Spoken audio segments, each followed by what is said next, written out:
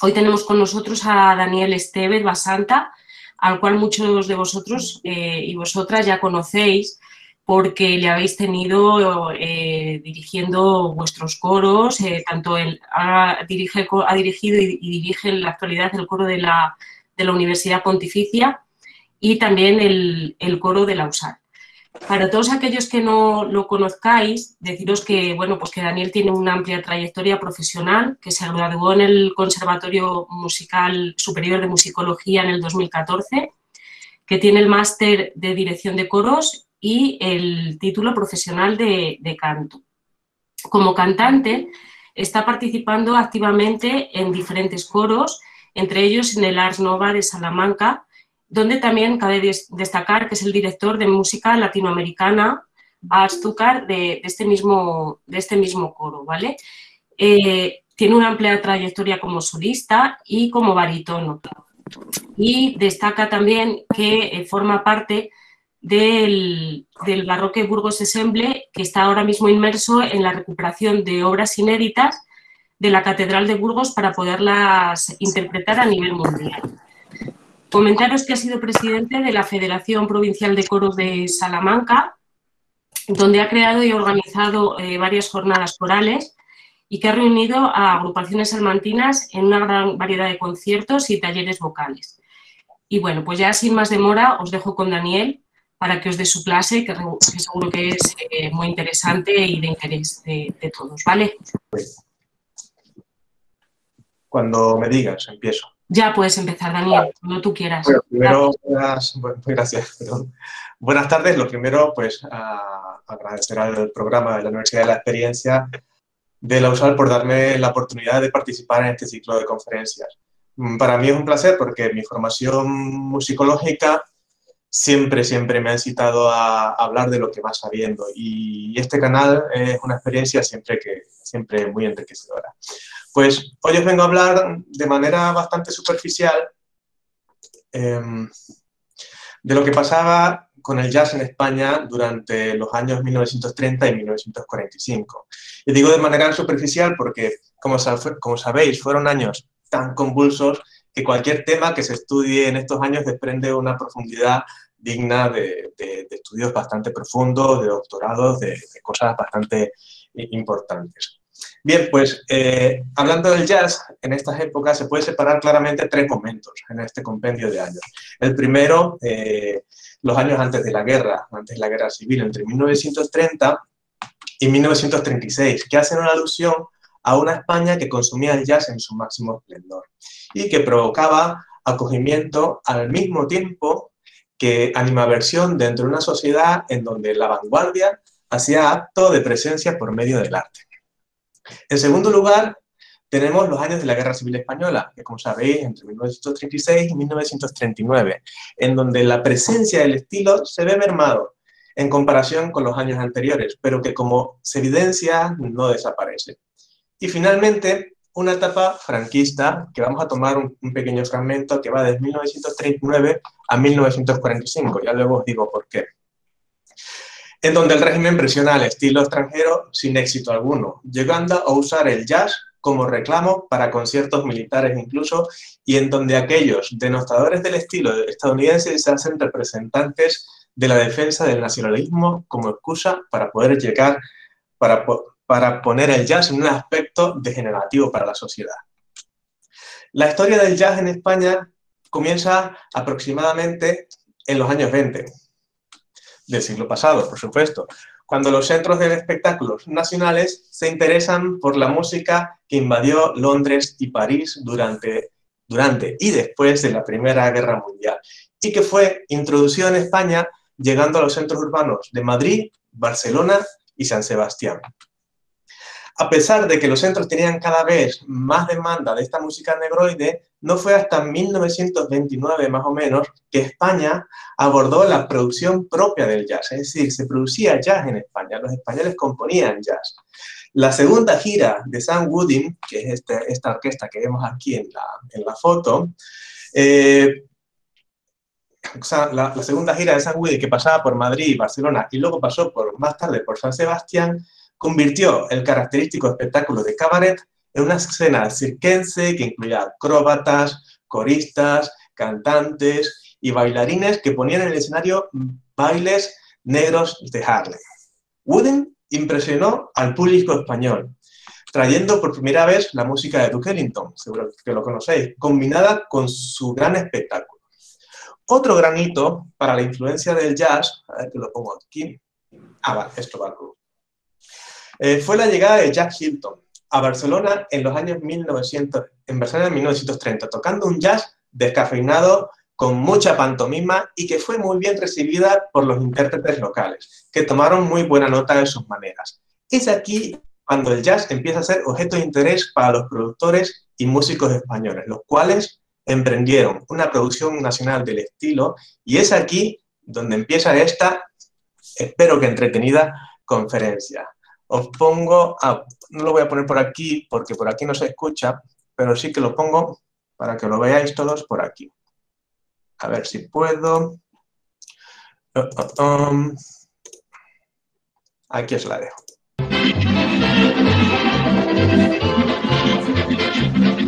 Uy, perdonad. Ahora.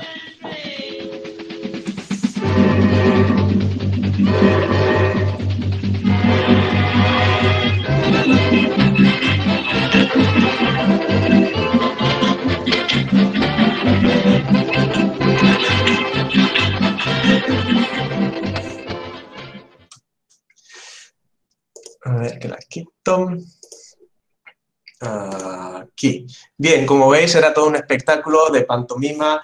Los músicos bailaban, hacían sonidos con la boca y se la pasaban fenomenal. Bien, pues hablando ya de a partir de los años 30, la Primera Guerra Mundial llevó las tropas estadounidenses al continente europeo, trayendo consigo una cultura llena de música, ritmos y bailes. Y se depositaron en un terreno ávido de recuperar una estabilidad devastada por una guerra que dejó, como sabemos, más de 8 millones de fallecidos. Bastaron muy poquitos años para que los discos de jazz de las jazz band recorrieran los países europeos. Y en España, aunque existen referencias a la Original Dixieland Jazz Band en 1918, el dato más objetivo que tenemos es el de la Compañía del Gramófono, que lo sitúa en el año 1920. Pues bien, el jazz invade el entretenimiento español, haciendo que muchos locales se adaptaran a este estilo, promoviendo conciertos, jam sessions, bailes y otros espectáculos que rápidamente hicieron del Charleston y el Foxtrot el baile favorito de muchos. España, al igual que el resto de Europa, estaba anhelante de vanguardia, y las niñas bien y los pollos pera, que seguro que algunos habéis escuchado estos términos, en definitiva, los niñas bien y los pollos pera eran los instagramers de la época. Imponían modas haciéndose dueños de los bailes, provenientes del norte, los que venían de la guerra, de los que hacían uso nada más cumplir la mayoría de edad. Los salones de baile, o los llamados dancing, se llenaban cada vez más, haciendo de las grandes ciudades el centro de reunión de las jazz band, en donde los dueños de los locales pujaban por contratar a la mejor orquesta.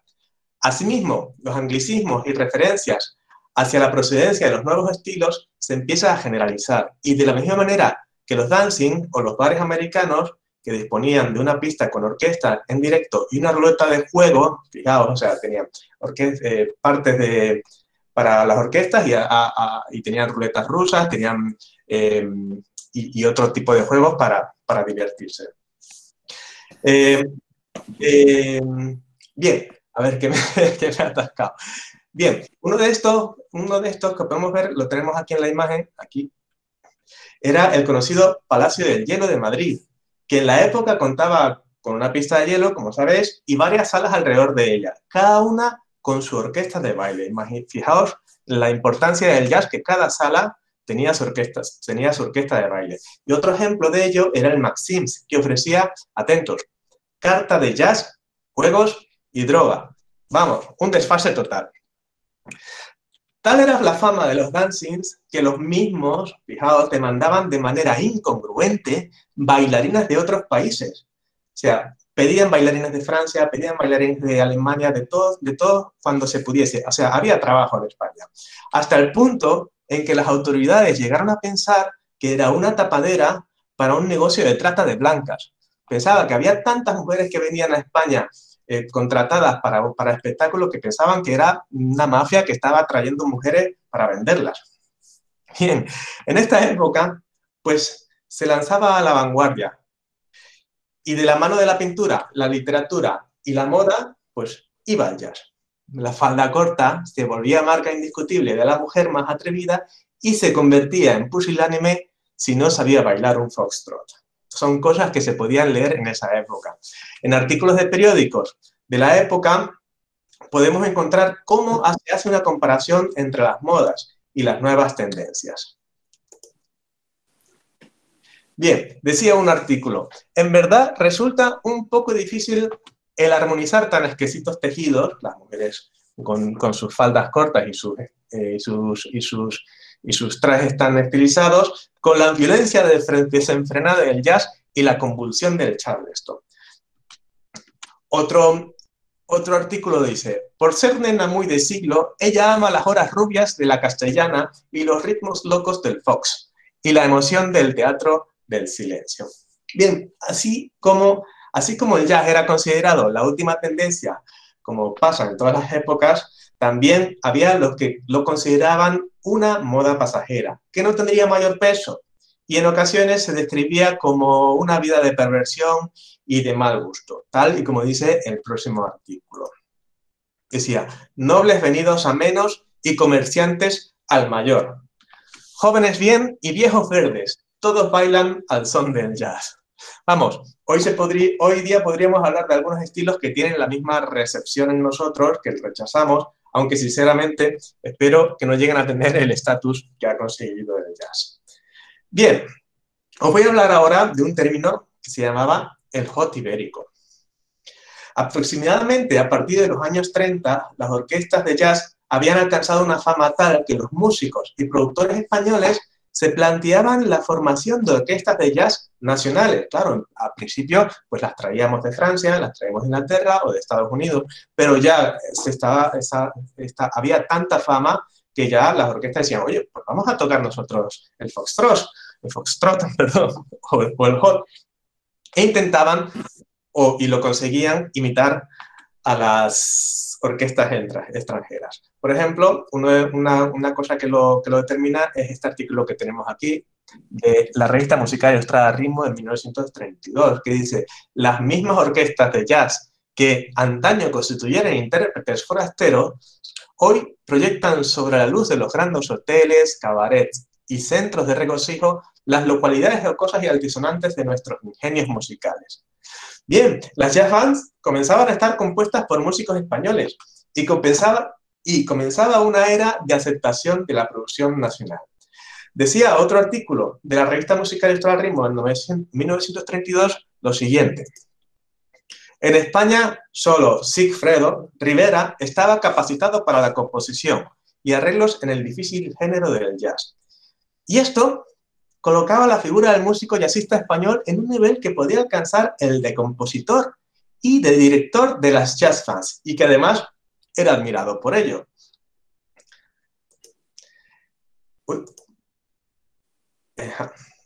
El jazz ibérico, es decir, el de producción española, comenzó a dar frutos y llegó a hacerse un espacio dentro de la fuerte corriente estadounidense que se estaba estableciendo en España. Las orquestas españolas de jazz eran aclamadas hasta tal punto que se llega a afirmar que Barcelona rebosa nacionalismo musical hablando de las jazz bands españolas, lo que se comprende como una gran demanda que era cubierta por músicos nacionales en la ciudad condal. Pero no solo Barcelona respiraba jazz, otras ciudades de la geografía española tenían un programa completo semanal que no dejaba días sin esta música negroide, ya fuera en conciertos, en películas, en obras, en teatro o alguna otra puesta en escena en donde el jazz tenía un protagonismo importante. Antes de seguir, os voy a poner este que viene, que es Bim Bam Boom, del maestro Sigfredo Rivera, pero como aquí no se escucha, pues lo pongo. Este es Sigfredo Rivera y os pongo el Bim Bam Boom de Sigfredo Rivera. A ver. Ahí está.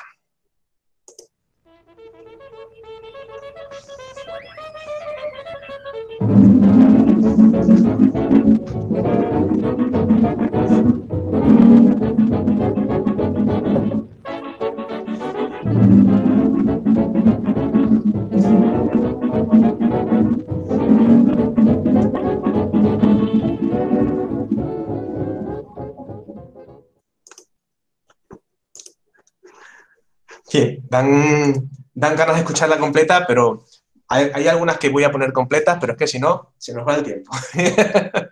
Bien, los periódicos sevillanos anunciaban conciertos de jazz, fijaos, en Sevilla, ya en Sevilla, e incluso fiestas en donde actuarían bandas que dejarían a los invitados sorprendidos.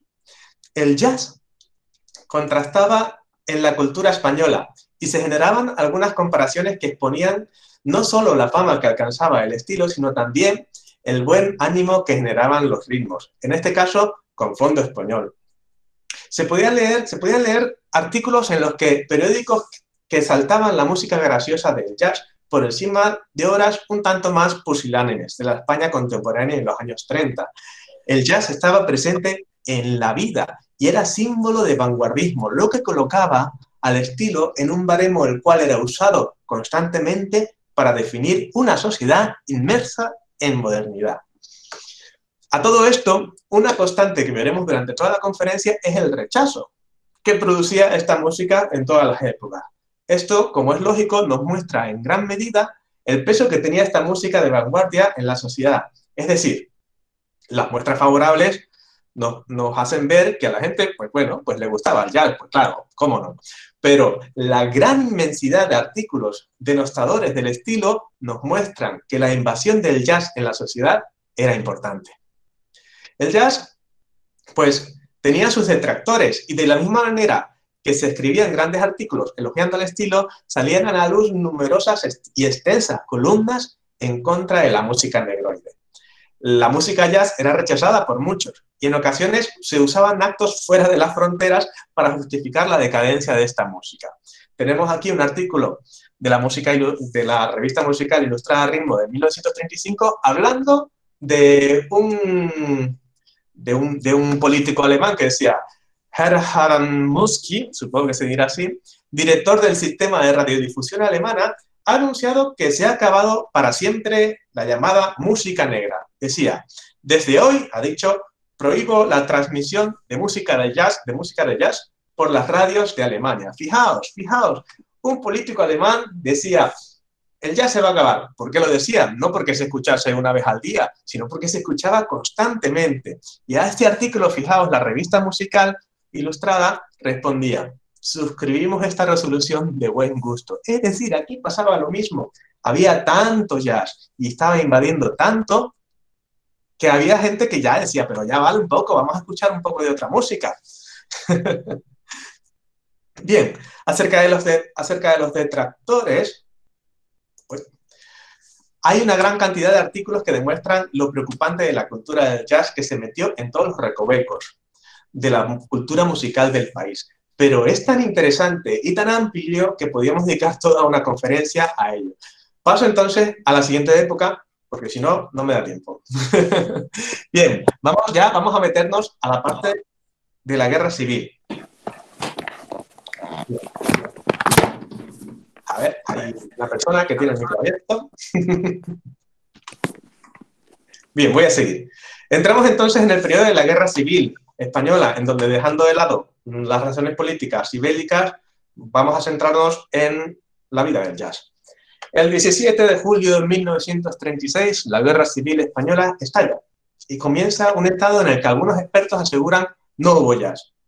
Podemos encontrar artículos que informan que el jazz en España contó con un paréntesis forzoso y otras con más antigüedad ponen a España como un desierto para el jazz. Es decir, parece que esas investigaciones decían que no había jazz. Sin embargo, unos estudios más recientes revelan indicios, bueno, no solo indicios, evidencias de que la actividad jazzística en España seguía activa, como por ejemplo la citada por los autores de la Guía Universal del Jazz Moderno, exponiendo la presencia de un hot club no especificado en un festival de cortometrajes sobre el jazz en 1937. que es este que tenemos aquí, que dice: no obstante, la guerra no paralizó totalmente la actividad y así, en 1937, Radio Barcelona, asesorada por el Hot Club, no decía cuál, organizó un festival de cortometrajes sobre jazz a beneficio de, esto está en catalán, Socors Roig Internacional. No, perdonad el acento. Bien, los medios de comunicación menguaron, por supuesto, y sus actividades comenzaron a ser objeto de los bandos de la guerra. Las 67 emisoras comerciales en funcionamiento en España en julio de 1936 fueron el instrumento de propaganda más eficaz al servicio de la guerra. Y poco a poco se vieron forzados a declararse parte de alguno de los dos bandos, ya fuese por honor o por supervivencia. Pero la radio no solamente fue usada por los bandos para dar información acerca de la guerra, seguían teniendo su espíritu de entretenimiento y seguían haciendo jazz, seguían dando jazz. El jazz siguió produciendo noticias hasta el punto en que en 1938 se publica un libro sobre el jazz escrito por Ángel Pérez Silos, en donde menciona aspectos históricos de la época referidos al jazz y la tercera corriente que venía dando frutos desde antes de la guerra. Asimismo, los periódicos seguían emitiendo noticias de conciertos, obras de teatro y otro tipo de noticias en donde la palabra jazz seguía teniendo el significado de entretenimiento y algarabía. Vamos a este y tenemos una frase que decía: acábese jazz los foxtrot. Acá se me enreda la lengua, voy a tomar un poquito de agua. Acábense ya los foxtrot. Así lo citaba un columnista de la revista Ritmo, refiriéndose a un periódico de San Sebastián del año de 1938. Se exponía el inconformismo ante una música jazz que, según el comentario del columnista, no había cesado en plena guerra de liberación. La petición del escrito acerca del cese de la producción del foxtrot expone una evidencia de la continuidad del estilo jazz durante la guerra civil. Es decir, si había gente, si había columnas de periódicos que pedían en 1938 que se parase con el jazz, es que seguía habiendo jazz. Las orquestas seguían en funcionamiento, trabajaban en las salas, en donde todavía había cavidad para el entretenimiento. Pero no solo el jazz estaba presente por medio de orquestas y conciertos. El jazz se había establecido en los escenarios teatrales y cinematográficos, desde su inclusión en la vanguardia española. Y en plena guerra civil seguía ostentando tal posición. En Sevilla, volvemos a Sevilla, se anunciaba en el año 1937 la producción de una obra teatral, La melodía del jazz band. Estrenada en Madrid en el año 1931, sí, pero que seguía estando en las salas en plena guerra civil. Tenemos el artículo de la ABC Sevilla en 1937 que decía: la melodía del jazz band constituye uno de los mayores triunfos de nuestra ilustre paisana, Carmen Díaz, y el mismo Benavente lo hizo constar así en las columnas de la prensa. La obra, que relataba el éxito de la nueva vida moderna que vivía la España colmada de jazz de los años 30, seguía estando vigente y su producción no se detuvo durante la contienda, llegando en el año 1938 también a la ciudad de Logroño. Las orquestas siguieron actuando en salas y teniendo sus propios conciertos y participando en diferentes festivales en el transcurso de la guerra. Entre las más notables está la Demons Jazz Band, que no dejó de tener actividad durante la acción bélica. La orquesta Demons, así como otras orquestas, seguían teniendo su espacio semanal de actuaciones y, como era frecuente antes de la guerra civil, se pueden encontrar numerosos anuncios de las actuaciones de dichas orquestas. Y os voy a poner un anuncio del Teatro Olimpia, ¿sí? En 1938, creo que eso no lo tengo, pero sí, es 1938, si no me equivoco, anunciando la Demons Jazz, ¿sí? Os voy a poner un vídeo de la Demons, bueno, de la Demons tocando, porque se podía ver poca cosa. Esa es la Demons Jazz.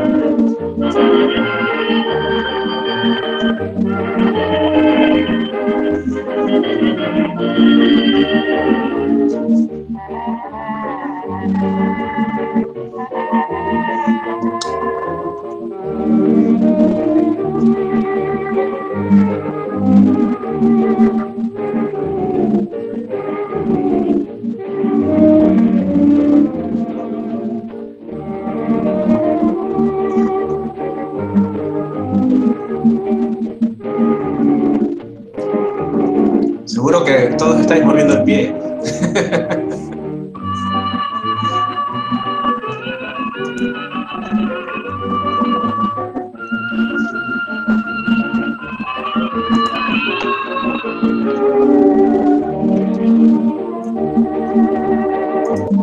Es una pena, pero voy a pararlo aquí, porque si no, no terminamos. No me da tiempo. A ver, ¿dónde? A ver que me reubico. Eso es, aquí está. Bien. La península no era la única nutrida con la música jazz durante la Guerra Civil. En las Islas Canarias, el jazz se seguía produciendo y seguía formando parte de conciertos y festejos. En un número del periódico Amanecer del año 1938, el periódico sindicalista resume el éxito de un espectáculo a favor de la Falange Española en el que la orquesta de jazz Stannis Boys actuó como conclusión de la fiesta. El jazz en las Islas Canarias seguía estando presente de la misma manera que en la península, y las actuaciones de orquestas de jazz seguían siendo frecuentes durante el desarrollo de la Guerra Civil.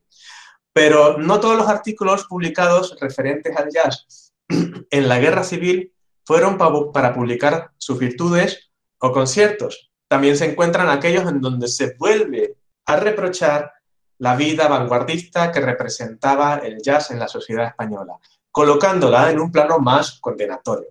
Esto nos vuelve a mostrar que el jazz seguía estando en boca de los críticos a lo largo de la guerra, lo que da una idea de su continuidad durante la contienda. Uno de ellos es el publicado en el periódico ABC Sevilla, otra vez, en el año 1938. A ver, os lo muestro. Que decía, consagrar la noche del devaneo dipendioso del cabaret o del hotel con jazz. Eran los quehaceres de todos los pocholos y de todas las pocholas, y de lo que es peor aún, de sus distinguidos progenitores. Bien. La presencia del jazz no se limitó solamente a aquellas zonas en donde la acción bélica no estaba presente o no había tocado tanto. Los músicos también se acercaban a los centros de batalla para animar a las tropas, como pasaba normalmente en las guerras. Muestra de ello lo tenemos en un artículo de la revista Mundo Gráfico en 1938, en donde el músico Paul Robeson se acercó desde Nueva York a las trincheras de la guerra a apaciguar las almas. Decía el artículo, Paul Robeson ha pasado por España. Ha venido expresamente a visitar nuestro pueblo bajo esta hora de fiebre y de lucha. Cantó ante los heridos y ante los soldados. Puso emoción de sus canciones tristes y hondas sobre las trincheras y ante los parapetos. Cerca del peligro, en los sitios donde tantas veces pasó la muerte. Es el tiempo del jazz, de la música sincopada y estridente. Paul Robeson canta en los cafés, teatros y en los teatros modestos en Nueva York. Vino a nosotros y aquí en nuestras fábricas, nuestros hospitales y nuestras líneas de fuego ha estado estos días. Perdón. Esto nos promueve una nueva etapa del consumo del jazz, una etapa que podríamos decir común en las guerras, y es el de usar la música para animar las tropas. Bien, la guerra provocaba a sus víctimas, por supuesto, y cada vez eran más frecuentes los conciertos benéficos para recolectar fondos para diferentes instituciones relacionadas con el conflicto bélico. Los conciertos benéficos comenzaban a ser más habituales y los centros que contribuían al cuidado de la salud de los combatientes se hacían los principales receptores de dichos conciertos. La mayoría de estos festivales eran convocados por los mismos entes gubernamentales, en muchos casos, encargados de la cultura o, en algunas ocasiones, del sistema sanitario español. En una columna para el periódico La Vanguardia se anuncia un festival organizado por el Comisario de Guerra y la Comisión de Cultura, el cual incluye el jazz como parte del entretenimiento de la fiesta, que en esta ocasión coincidía con el Año Nuevo y con el Día del Combatiente. El artículo decía, en el Hospital Militar Base se celebrarán mañana grandes festivales organizados por el Comisario de Guerra y la Comisión de Cultura, con motivo del Día del Combatiente y como homenaje a los heridos de guerra. A las 11, la Orquesta de Jazz Melodías, cedidas por el Sindicato de Espectáculos Públicos, CNT, dará un concierto de jazz en la sala de actos del hospital. Así podemos encontrar otros artículos hablando de conciertos en Barcelona a favor del Consultorio Popular Germanor Catalana y Republicana, con la orquestina Cupillas. Esto no le he puesto fondo blanco. Bueno, como era de esperar, las agrupaciones militares compuestas por músicos ya experimentados comenzaron a tocar jazz y junto a las afamadas orquestas de jazz que seguían en funcionamiento durante la Guerra Civil, las orquestas militares hacían su entrada y como parte de su repertorio tenían la música negroide, la cual interpretaban para atraer públicos que en muchas ocasiones se concentraban con fines caritativos relacionados con la guerra. En septiembre de 1938, se menciona un artículo, una orquesta de jazz formada por soldados, mostrando así que las agrupaciones militares producían jazz como forma de entretenimiento.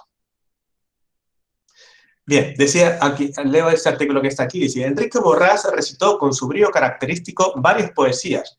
Constituyó una nota simpaticísima la actuación de una jazz band, formado por soldados, que interpretó un selecto programa. Pero al igual que el jazz seguía estando en las calles, otro de los puntos interesantes y que evidencia también la presencia del jazz es la presencia del jazz en la sociedad española es la presencia en el cine. Aun con todo lo que sufrió el cine por la censura. Os recomiendo personalmente, si veis alguna película antigua o estáis haciendo zapping y conectáis con alguna película en blanco y negro, ya veréis, esperad un poco, y ya veréis que vais a escuchar un foxtrot o un hot. Estaba impregnado, ¿sí? Había foxtrot y jazz en el cine de la época. Perdonad. Un ejemplo de ello, lo traigo, lo vemos en la película ¿Y tú qué haces? No sé si la conoceréis, pero es una película de 1937 dirigida por Ricardo de Baños. Perdón, que aquí no se ve. Aquí no se ve. Vale, os lo pongo. Vale, os lo pongo por aquí.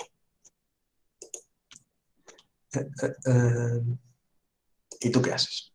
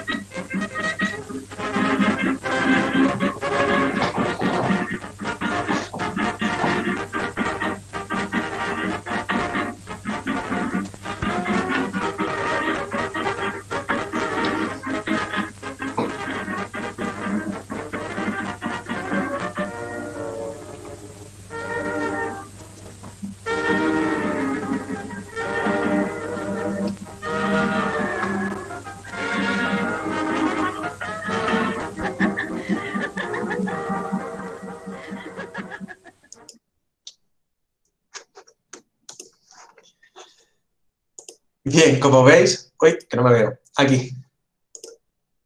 Aquí. Como veis, no hay que esperar mucho. Nada más empezar la película, tenemos un foxtrot compuesto por Jaime Mestres para la película. Pero bueno, no me voy a parar mucho más en esta época porque, de nuevo, no nos da tiempo. Esto es un tema, cada época es un tema interminable. Así que voy a pasar a la última parte, la parte de la posguerra.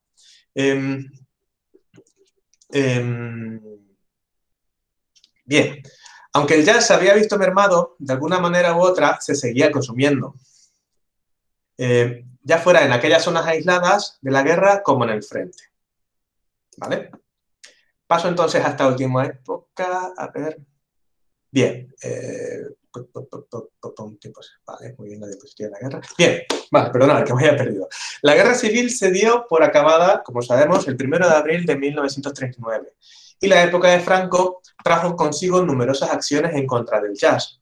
La música negroide se convierte en foco de críticas debido a la fama que poco tiempo después de haber terminado la guerra retomó, comparándose con los años de proliferación del estilo en los años 30. Y la principal excusa de su rechazo fue la connotación estadounidense que poseía el jazz, que volvía a ocupar un espacio importante en la cultura y sociedad española. Como menciona Josep Martí, que es un importante investigador del estilo en España, junto con otros como por ejemplo José María García Martínez, a ver qué os pongo aquí. Desde la primera mitad del siglo, el jazz ha sido visto como símbolo de decadencia y estilo degenerado, y ha encontrado sus más firmes denostadores en aquellos sistemas políticos del corte totalitario, como, en este caso, el franquismo en España. La propagación del jazz en las grandes ciudades obligó pronto al régimen, incluso en su época más intransigente, a combinar, no a censurar completamente, el discurso radical contra el jazz con una limitada tolerancia a su práctica. Es decir, el jazz no, pero suena bien. No nos gusta el jazz, pero nos gusta bailarlo. Y así pasaba mucho. Durante su desarrollo, a lo largo de los años 40, el jazz tuvo un crecimiento inusitado, haciendo que los intelectuales españoles reaccionaran ante la pujanza del jazz. La música afroamericana, con curiosidad, entusiasmo y a veces, por supuesto, con rechazo. Pero este rechazo vuelve a ser muestra inequívoca de la aceptación que el jazz poseía en la sociedad española. Vamos a esta diapositiva. Bien. La censura por parte del franquismo se vuelve una persecución en contra de todo extranjerismo usado en los medios de comunicación. Y las radios fueron uno de los principales objetivos. Debido a que los micrófonos de la radio únicamente transmiten la voz de los vencedores, como decía un artículo, el jazz se ve obligado a adecuarse a la situación del régimen, adoptando en ocasiones soluciones, pues parece increíble, pero bastante simples. Pepe Palau recuerda las presiones que sufría el jazz en las radios. Y decía, el alto mandatario, en este caso Gabriel Arias Salgado, ministro de Información y Turismo, se molestó en llamar a los directores de las emisoras de radio exigiéndoles la inmediata supresión de ciertos programas musicales y de la entrega de todos los discos de jazz para proceder personalmente a su destrucción. Es por eso que el jazz estuvo ausente oficialmente de la radio durante un periodo de 10 años, lo que no significaba necesariamente que se dejara de radiar jazz, solo estaba oficialmente censurado. ¿Qué pasaba? Se dejó de llamar jazz y empezó a llamarse música moderna. Fijaos lo simple que era pasar la censura. Decía, pues ya no le llamamos jazz, porque no nos dejan llamarle jazz, pero vamos a llamarle música moderna. La diversificación del jazz en las radios estaba presente también en el día a día de los músicos y orquestas, por lo que estos se veían obligados a adoptar la representación de otros estilos, por la simple subsistencia o por no llamar tanto la atención de los censores. Es decir, dejaban de tocar, dejaban de hacer un espectáculo puramente de jazz para incorporar otros estilos y así pasar desapercibidos. De esta manera, las orquestas de jazz terminaron tocando toda clase de música para amenizar las fiestas y conciertos, cosa que con el tiempo modificó la palabra jazz, haciendo que abarcara toda la música que interpretaban las orquestas. Es decir, claro, yo voy a una fiesta y soy una orquesta de jazz y toco chotis, y toco pasodoble, y toco rumbas. ¿Y qué pasa? Pues como soy una orquesta de jazz, pues todo lo que toco es jazz. Entonces la gente empezó a llamar jazz a todo lo que se les atravesaba en las orquestas.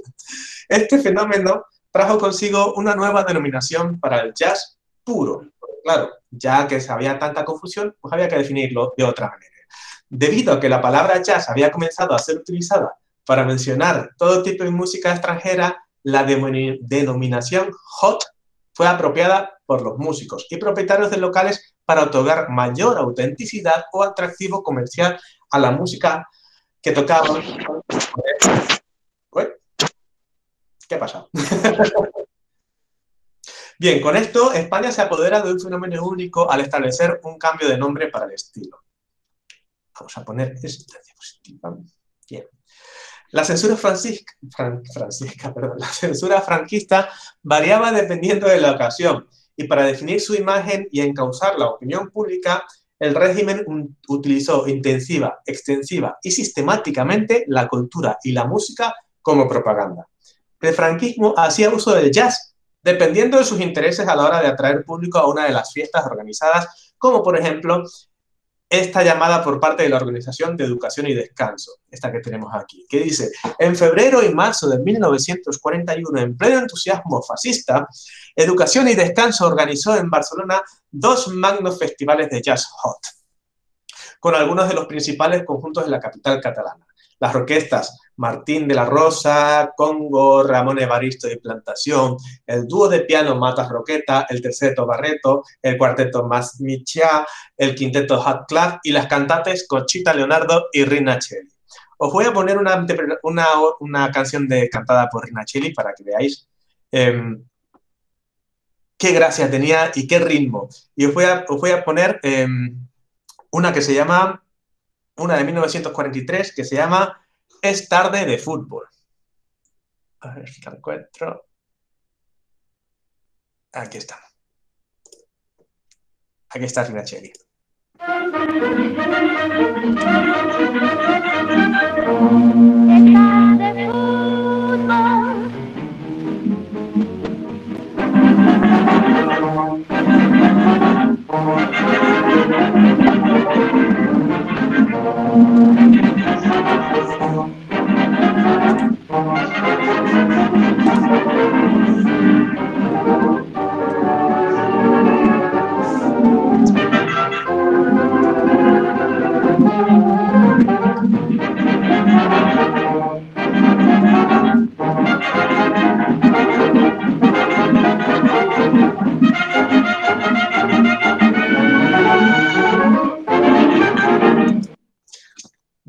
Vuelvo a cortar, vamos, yo encantado de dejarlo, pero...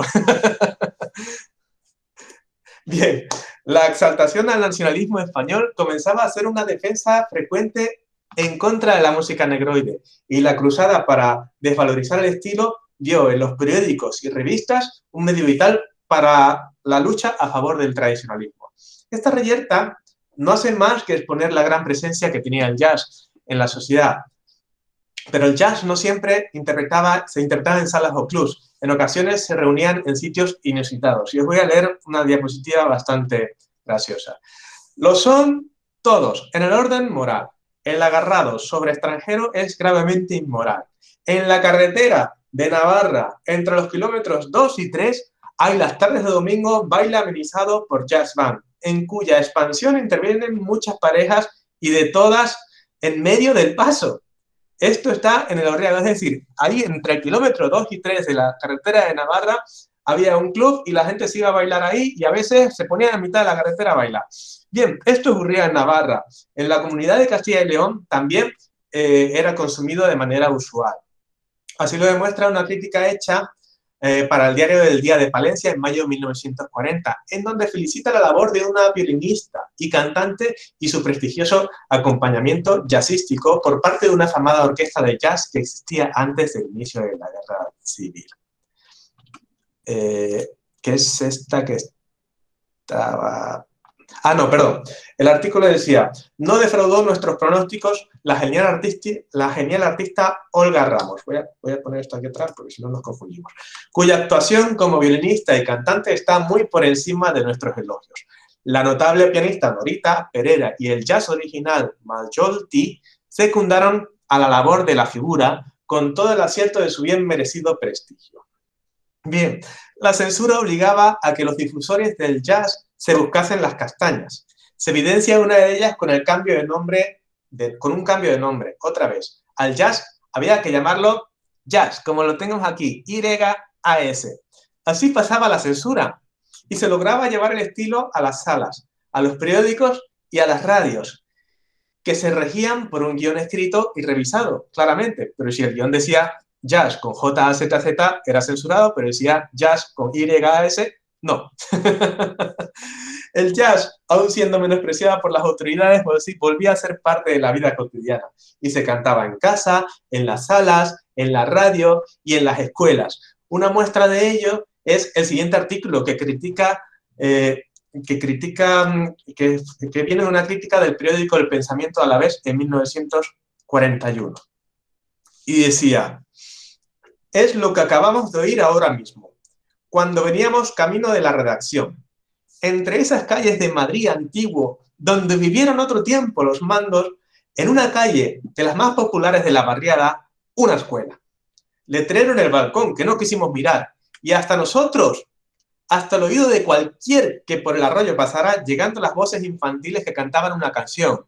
¿Cuál? Ningún canto escolar, sino una de esas melodías americanas que nos han traído las orquestas de jazz. No, esto no puede ocurrir más. Nuestras escuelas, tanto oficiales como privadas, han de guardar siempre en todas sus actividades la línea clara que marca lo que debe ser la educación de la Nueva España. Y cómo no cantar, bailar o escuchar esta música tan pegadiza que proponía el baile, tal y como lo hacía Bonet de San Pedro con Volverá la Primavera en 1941. Ya veréis qué animado, es que es una cosa, es que me parece increíble que se hubiese querido censurar esto tan divertido.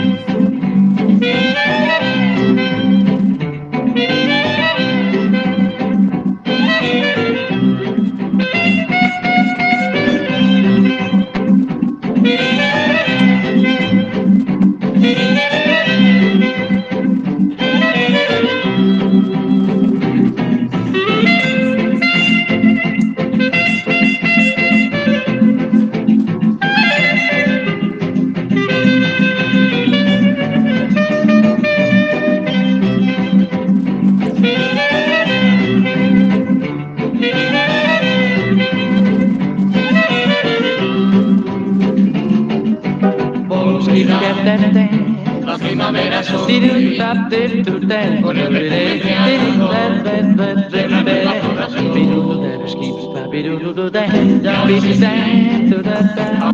Tengo que parar. Tengo que parar. Bien. El jazz representaba un entretenimiento masivo, consumido por gran cantidad de españoles y poco a poco, tal como pasó antes de la guerra, comenzó a revalorizarse el jazz en castellano. Bien fuese por presiones franquistas o por simple asimilación del estilo, el jazz cantado en castellano empezó a sobresalir, haciendo famosos a muchos cantantes nacionales, sobre todo mujeres, que se convertían en un reclamo del estilo, como por ejemplo Rina Cheli, Elsie Byron, Carmelito Over, Katia Morlas, Mari Merche, Lolita Garrido, entre muchas otras. Se llegaban a traducir los nombres de los famosos jazzistas estadounidenses y podíamos encontrar en la radio canciones de El Conde o El Duque, hablando de Combasí o de Duke Ellington, entre otros. Para ir terminando, porque ya creo que estoy fuera de tiempo, el jazz sobrevivió. Los españoles absorbieron el estilo y lo volvieron parte del ADN nacional desde que nació, pasando por una guerra, luego luchando contra la censura.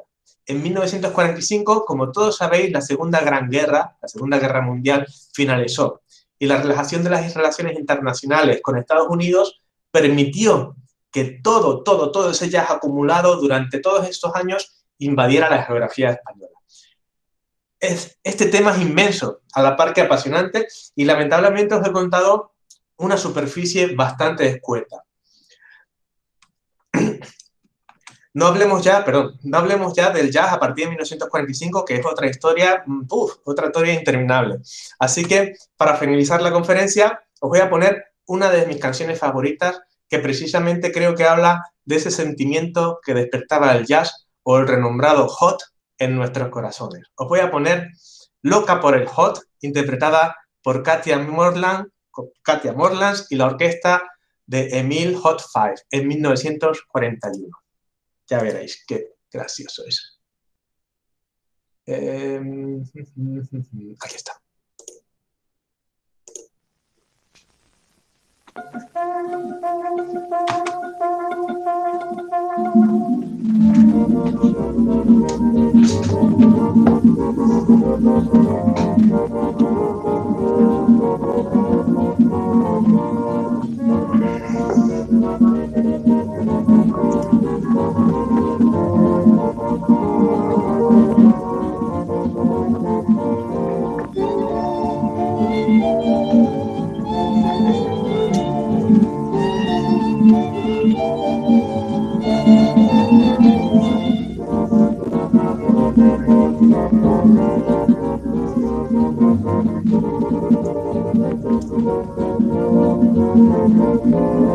música moderna tan vibrante que entusiasma al mundo entero, con las notas sincopadas de una hermosa te brinda mi corazón. Que hoy la música del swing la que triunfa y produce gran contento.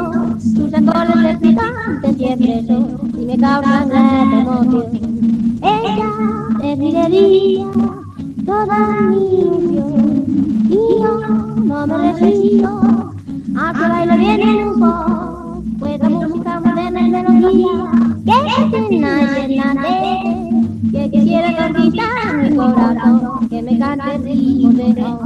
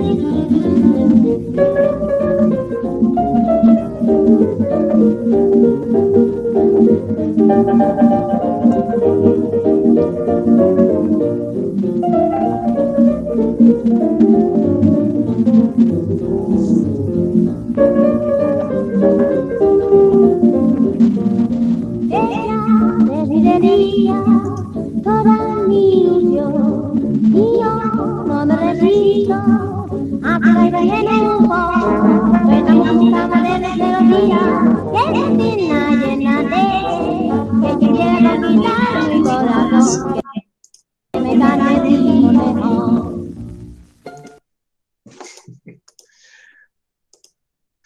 Bueno, el que quiera conquistar mi corazón, que me cante un ritmo de hot. Espero que os haya gustado la conferencia. Muchas gracias.